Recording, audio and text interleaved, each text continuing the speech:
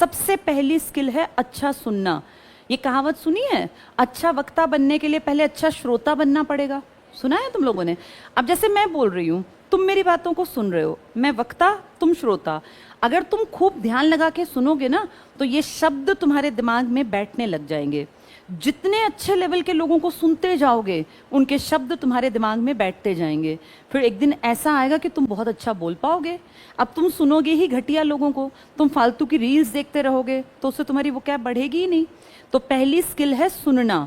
जिसके अंदर सुनने का हुनर नहीं है ना, वो अच्छा बोल कभी भी नहीं पाएगा बेटा। ये बेसिक स्किल है। एक 4 महीने का बच्चा भी सुनता है, बोल नहीं सकता। वो जो तुम्हें लगता है ना ये बच्चा तो बहुत छोटा है, वो भी सुनने का काम करता है। 6 महीने 8 महीने में देखा है, हल्का हल्का हल्का वो आवाज निकालने लगता है। ध्यान दिया है? 9-10 महीने का बच्चा माँ माँ माँ पा पा पा करता है। कैसे साउंड क्रिएट करता है? क्योंकि उसने पहले साउंड को सुना। यानी अच्छा बोलने के लिए क्या जरूरी है? अच्छा सुनना। तो यहाँ टीचर्स की बातें ध्यान से सुना करो बेटा। ये टीचर्स जो है ना, जो बोलते हैं, ये तुम्हारे फायदे के लिए बोलते हैं।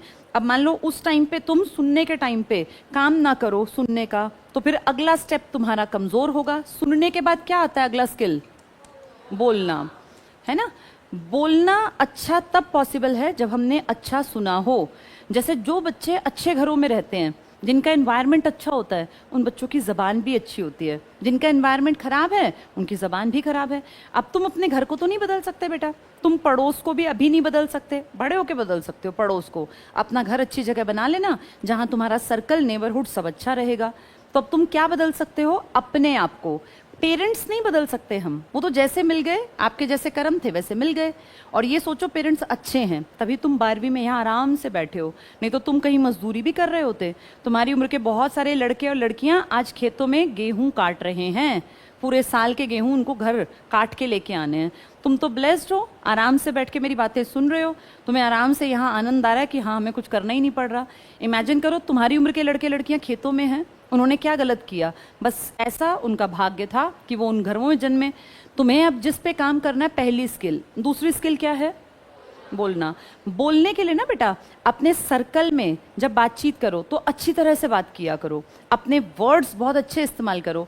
गाली गलौज करना, बदतमीजी करना, ये कोई प्राउड की बात नहीं होती। जो आजकल की पीढ़ी है ना, वो सोचती है लड़कियां भी गाली देने में बड़ा प्राउड है, हम लड़कों के बराबर हो गए। ये प्राउड नहीं है, ये शर्म की बात है बेटा।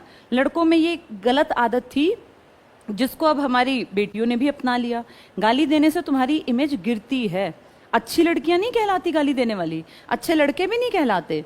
अगर आपकी जबान खराब है ना, तो फिर आपको नहीं पता, आपके सर्कल में हो सकता है आपको लगे कि हम तो भैया बहुत हीरो लगते हैं गाली देते, लेकिन रियलिटी में जब तुम बाहर जाओगे ना बेटा, सोसाइटी में, समाज में, तो तुम्हें लोग नीच या हीन दृष्टि से देखेंगे कि इसकी परवरिश खराब माहौल में हुई है। तुम एक छोटे से सर्कल में हीरो बनना चाहते हो या सोसाइटी में नाम कमाना चाहते हो? तो बेटा सोसाइटी तो कभी एक्सेप्ट नहीं करेगी गाली गलौज को, गलत शब्दों को। अच्छा सुनो, अच्छा बोलो। तीसरी स्किल होती है बेटा अच्छा पढ़ना। अच्छा पढ़ना का मतलब अच्छी चीजें पढ़ना, अच्छा लिटरेचर पढ़ना, अच्छी किताबें पढ़ना। अब पढ़ने के लिए बहुत सारी चीजें अवेलेबल हैं, फालतू की चीजें भी हैं जिनसे हमें ना कुछ सीखने को मिलता, टाइम और खराब होता है। तो अच्छी किताबें पढ़ना। तुम्हारी इन किताबों के अलावा भी दुनिया में बहुत किताबें हैं। जैसे प्रेमचंद की कहानियां बहुत अच्छी हैं, इमोशनल डेवलपमेंट करती हैं प्रेमचंद की कहानियां। तुम में से किसी ने प्रेमचंद की कोई कहानी पढ़ी है? बूढ़ी काकी पढ़ी है? बूढ़ी काकी एक औरत की कहानी है, 5 बेटों वाली विधवा। कितनी अच्छी कहानियां हैं ये। पूस की रात, ये कहानियां ना दिल पे लगती हैं कि यार कोई कितना गरीब हो सकता है, कोई खाने के लिए कैसे तरस सकता है। कैसे एक औरत जब विधवा हुई तो उसको अपनी बेटी की शादी के लिए कैसे अपने बेटों के सामने हाथ फैलाना पड़ा।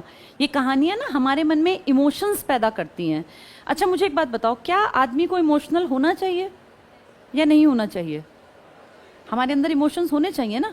दुनिया तो बहुत खराब है बेटा, इमोशनल आदमी तो बेवकूफ बन जाएगा। फिर इमोशंस हमारे अंदर क्यों हो? अगर हम लोग इमोशंस से भरे हुए नहीं होंगे ना, तो हम बहुत ज्यादा रूखे सूखे व्यवहार के होंगे। मान लिया दुनिया खराब है, लोग बहुत घटिया भी हैं, आजकल बहुत लोग घटिया हो गए हैं, लेकिन बेटा फिर भी हमें अपने मन में हमेशा पॉजिटिविटी रखनी चाहिए। क्योंकि कुछ खूबसूरत लोग तुम्हारे परिवार का अंग भी तो हैं। तुम्हारी मम्मी, तुम्हारे पापा, तुम्हारे भाई बहन, जिसको तुम अपनी फैमिली कहते हो, उनके प्रति तो हमारे मन में इमोशंस होने चाहिए। अगर हम सोचेंगे नहीं दुनिया बहुत रफ टफ है, हम भी रफ टफ बनेंगे, तो फिर लाइफ में से ना सुख भाग जाएगा बेटा। अपने अंदर इमोशंस को हमेशा जिंदा रखो और हमेशा सोचो दुनिया खूबसूरत है, कोई तुम्हें बेवकूफ़ ना बना दे, इतना दिमाग से अपने आप को अलर्ट रखना, लेकिन दुनिया में अच्छाई देखने को अपनी आदत बनाना।